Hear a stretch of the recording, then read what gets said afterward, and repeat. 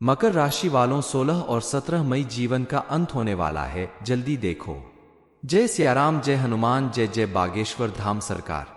मकर राशि वालों, आने वाले समय में आपके जीवन में कुछ ऐसा होने वाला है जिसे सुनकर आपके रोंगटे खड़े हो जाएंगे। हालांकि तुरंत उस पर विश्वास कर पाना आपके लिए मुश्किल होगा, लेकिन अगर आपने उसके बारे में नहीं जान लिया तो आपको जीवन भर पछताना पड़ सकता है और आपके इस नुकसान की भरपाई कोई नहीं कर पाएगा, क्योंकि आने वाले समय में बहुत कुछ ऐसा होने वाला है जो आपको पूरी तरह से हिला कर रख देगा। तभी तो हमारे गुरु जी बागेश्वर धाम सरकार पंडित धीरेन्द्र कृष्ण शास्त्री जी कहते हैं कि मकर राशि वालों 16 और 17 मई जीवन का अंत होने वाला है। जल्दी देखो, आपके ग्रह नक्षत्र के प्रभाव से कुछ ऐसा योग बनने वाला है कि आपके आसपास मौजूद आपके कुछ लोग आपको बर्बाद करने के चक्कर में आपका भारी नुकसान कर सकते हैं। आपने अगर उनके बारे में नहीं जान लिया तो आपको अपने जीवन में बुरी तरह से हारना पड़ सकता है।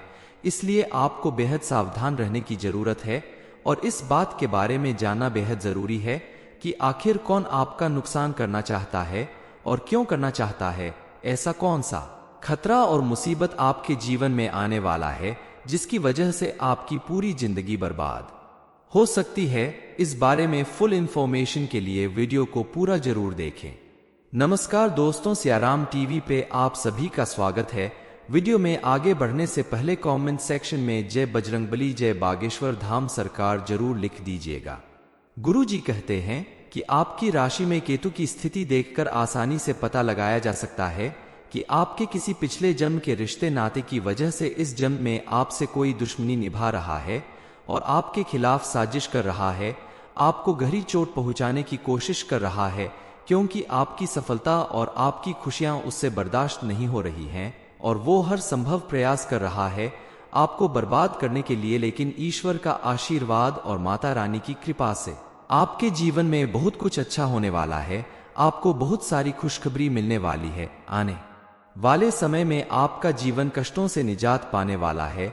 आपके लिए ये बात बेहद जरूरी है कि आप इस वीडियो को शांत मन से और अकेले में देखें, क्योंकि आपके जीवन में कौन सी खुशियां आने वाली है इस बारे में अगर आपके दुश्मन को पता चल गया तो वो फिर से आपका नुकसान करने की कोशिश कर सकता है और ऐसा करना अपनी दुर्गति को आमंत्रित करने जैसा होगा। तो आपको ऐसा बिल्कुल भी नहीं करना है और अपने मन की बातें बगैर जाने बुझे किसी को बताने से बचना होगा। दरअसल आपके खास रिश्तों में से ही कुछ लोग हैं जो आपका नुकसान करना चाहते हैं, जानबूझकर आपको परेशान करना चाहते हैं, तकलीफ में डालना चाहते हैं। आखिर वो ऐसा क्यों करते हैं, इस बारे में जानना बेहद जरूरी है। दरअसल वह ऐसा जानबूझकर नहीं करते। आपके और उनके बीच पिछले जन्म का कोई ऐसा रिश्ता है, कोई ऐसी गलती आपसे हुई है जिसकी वजह से इस जन्म में वो आपका नुकसान करना चाहते हैं। कुल मिलाकर ये कर्मों का ही लेखा जोखा है जो आपको इस जन्म में भुगतना पड़ रहा है। इसलिए इस जन्म को और आने वाले समय को खुशहाल बनाने के लिए आप ध्यान रखें कि आपके हाथों किसी का नुकसान ना हो, किसी का बुरा ना हो, किसी पर बिना वजह क्रोध न करें, किसी का अपमान न करें और किसी के प्रति ईर्ष्या की भावना न रखें। जो लोग आपको नुकसान पहुंचाने की कोशिश कर रहे हैं, आपको बर्बाद करना चाहते हैं, उनसे आप थोड़ी दूरी बनाकर रखें, लेकिन अचानक से उनसे कोई दुश्मनी न दिखाएं, क्योंकि ऐसा करने से वो आपका भारी नुकसान कर सकते हैं।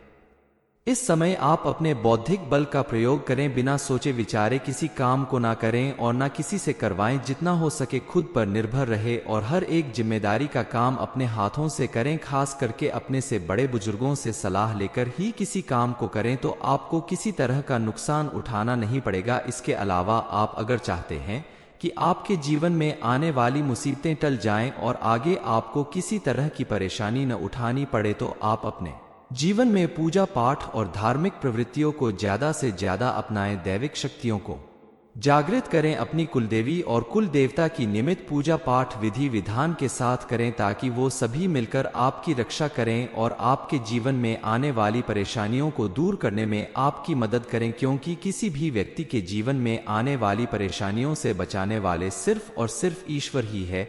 यदि आपने अपने कुलदेवी और कुल देवता के बारे में जानकर समय समय पर उनकी पूजा पाठ शुरू कर दिया, उन्हें भोग लगाना शुरू कर दिया, उनके नाम से दीपक जलाना शुरू कर दिया, तो यकीन मानिए आपके जीवन से तमाम दुखों और परेशानियों का अंत हो जाएगा। इसके अलावा आप शुक्रवार के दिन सुबह जल्दी नहा धोकर साफ सुथरा वस्त्र पहनकर पूजा घर में जाकर एक सुपारी लें जो कि खंडित नहीं होनी चाहिए, यानी कहीं से टूटी फूटी ना हो। सबूत सुपारी ले। सुपारी को देवी मां का शुद्ध स्वरूप माना जाता है।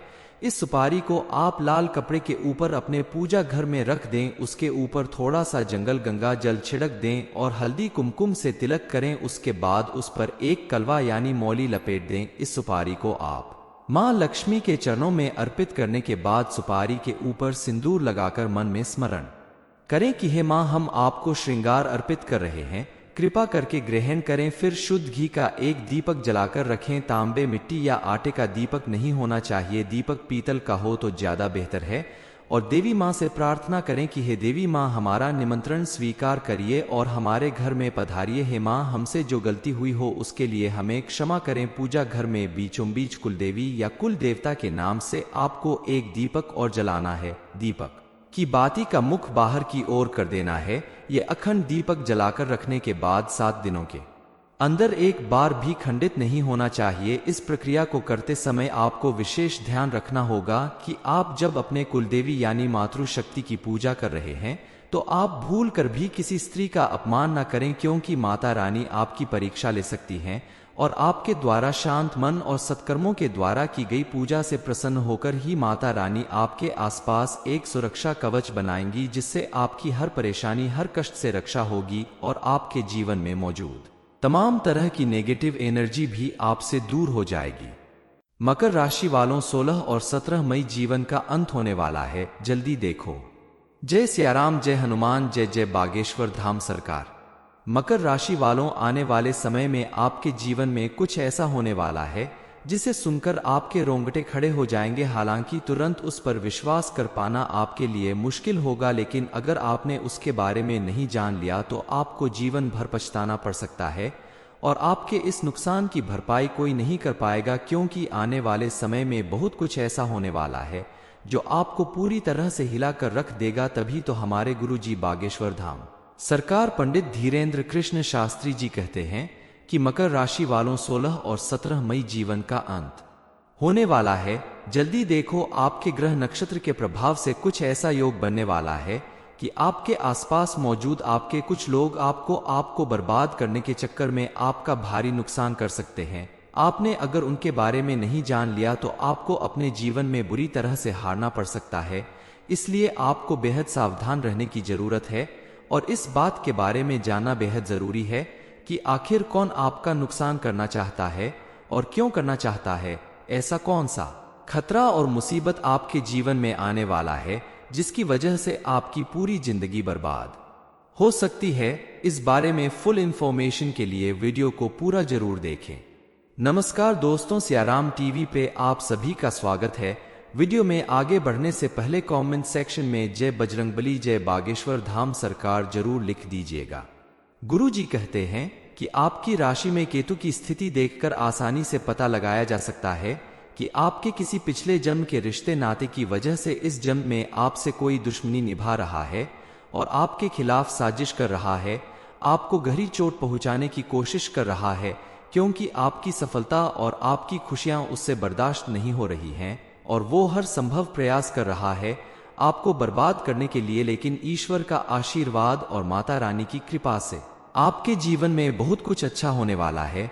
आपको बहुत सारी खुशखबरी मिलने वाली है। आने वाले समय में आपका जीवन कष्टों से निजात पाने वाला है। आपके लिए ये बात बेहद जरूरी है कि आप इस वीडियो को शांत मन से और अकेले में देखें, क्योंकि आपके जीवन में कौन सी खुशियां आने वाली है इस बारे में अगर आपके दुश्मन को पता चल गया तो वो फिर से आपका नुकसान करने की कोशिश कर सकता है और ऐसा करना अपनी दुर्गति को आमंत्रित करने जैसा होगा। तो आपको ऐसा बिल्कुल भी नहीं करना है और अपने मन की बातें बगैर जाने बुझे किसी को बताने से बचना होगा। दरअसल आपके खास रिश्तों में से ही कुछ लोग हैं जो आपका नुकसान करना चाहते हैं, जानबूझकर आपको परेशान करना चाहते हैं, तकलीफ में डालना चाहते हैं। आखिर वो ऐसा क्यों करते हैं, इस बारे में जानना बेहद जरूरी है। दरअसल वह ऐसा जानबूझकर नहीं करते। आपके और उनके बीच पिछले जन्म का कोई ऐसा रिश्ता है, कोई ऐसी गलती आपसे हुई है जिसकी वजह से इस जन्म में वो आपका नुकसान करना चाहते हैं। कुल मिलाकर ये कर्मों का ही लेखा जोखा है जो आपको इस जन्म में भुगतना पड़ रहा है। इसलिए इस जन्म को और आने वाले समय को खुशहाल बनाने के लिए आप ध्यान रखें कि आपके हाथों किसी का नुकसान ना हो, किसी का बुरा ना हो, किसी पर बिना वजह क्रोध न करें, किसी का अपमान न करें और किसी के प्रति ईर्ष्या की भावना न रखें। जो लोग आपको नुकसान पहुंचाने की कोशिश कर रहे हैं, आपको बर्बाद करना चाहते हैं, उनसे आप थोड़ी दूरी बनाकर रखें, लेकिन अचानक से उनसे कोई दुश्मनी न दिखाएं, क्योंकि ऐसा करने से वो आपका भारी नुकसान कर सकते हैं। इस समय आप अपने बौद्धिक बल का प्रयोग करें, बिना सोचे विचारे किसी काम को ना करें और ना किसी से करवाएं। जितना हो सके खुद पर निर्भर रहे और हर एक जिम्मेदारी का काम अपने हाथों से करें। खास करके अपने से बड़े बुजुर्गों से सलाह लेकर ही किसी काम को करें, तो आपको किसी तरह का नुकसान उठाना नहीं पड़ेगा। इसके अलावा आप अगर चाहते हैं कि आपके जीवन में आने वाली मुसीबतें टल जाएं और आगे आपको किसी तरह की परेशानी न उठानी पड़े, तो आप अपने जीवन में पूजा पाठ और धार्मिक प्रवृत्तियों को ज्यादा से ज्यादा अपनाएं। दैविक शक्तियों को जागृत करें, अपनी कुलदेवी और कुल देवता की नियमित पूजा पाठ विधि विधान के साथ करें, ताकि वो सभी मिलकर आपकी रक्षा करें और आपके जीवन में आने वाली परेशानियों को दूर करने में आपकी मदद करें। क्योंकि किसी भी व्यक्ति के जीवन में आने वाली परेशानियों से बचाने वाले सिर्फ और सिर्फ ईश्वर ही है।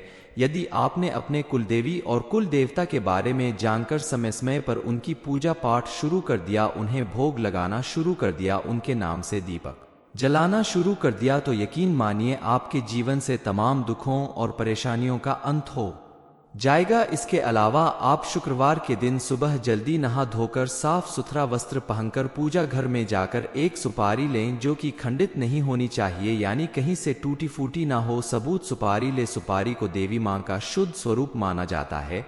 इस सुपारी को आप लाल कपड़े के ऊपर अपने पूजा घर में रख दें। उसके ऊपर थोड़ा सा जंगल गंगा जल छिड़क दें और हल्दी कुमकुम से तिलक करें। उसके बाद उस पर एक कलवा यानी मौली लपेट दें। इस सुपारी को आप मां लक्ष्मी के चरणों में अर्पित करने के बाद सुपारी के ऊपर सिंदूर लगाकर मन में स्मरण करें कि हे मां, हम आपको श्रृंगार अर्पित कर रहे हैं, कृपा करके ग्रहण करें। फिर शुद्ध घी का एक दीपक जलाकर रखें। तांबे, मिट्टी या आटे का दीपक नहीं होना चाहिए। दीपक पीतल का हो तो ज्यादा बेहतर है। और देवी मां से प्रार्थना करें कि हे देवी मां, हमारा निमंत्रण स्वीकार करिए और हमारे घर में पधारिए। हे मां, हमसे जो गलती हुई हो उसके लिए हमें क्षमा करें। पूजा घर में बीचों बीच कुलदेवी या कुल देवता के नाम से आपको एक दीपक और जलाना है। दीपक की बाती का मुख बाहर की ओर कर देना है। ये अखंड दीपक जलाकर रखने के बाद 7 दिनों के अंदर एक बार भी खंडित नहीं होना चाहिए। इस प्रक्रिया को करते समय आपको विशेष ध्यान रखना होगा कि आप जब अपने कुलदेवी यानी मातृशक्ति की पूजा कर रहे हैं, तो आप भूल कर भी किसी स्त्री का अपमान न करें, क्योंकि माता रानी आपकी परीक्षा ले सकती हैं और आपके द्वारा शांत मन और सत्कर्मों के द्वारा की गई पूजा से प्रसन्न होकर ही माता रानी आपके आसपास एक सुरक्षा कवच बनाएंगी, जिससे आपकी हर परेशानी, हर कष्ट से रक्षा होगी और आपके जीवन में मौजूद तमाम तरह की नेगेटिव एनर्जी भी आपसे दूर हो जाएगी। मकर राशि वालों, 16 और 17 मई जीवन का अंत होने वाला है। जल्दी देखो ये इन्फॉर्मेशन। अगर आपको अच्छी लगी हो तो वीडियो को लाइक करें, शेयर करें, साथ ही चैनल को सब्सक्राइब करें, ताकि आगे भी आपको गुरु जी की कृपा प्राप्त होती रहे।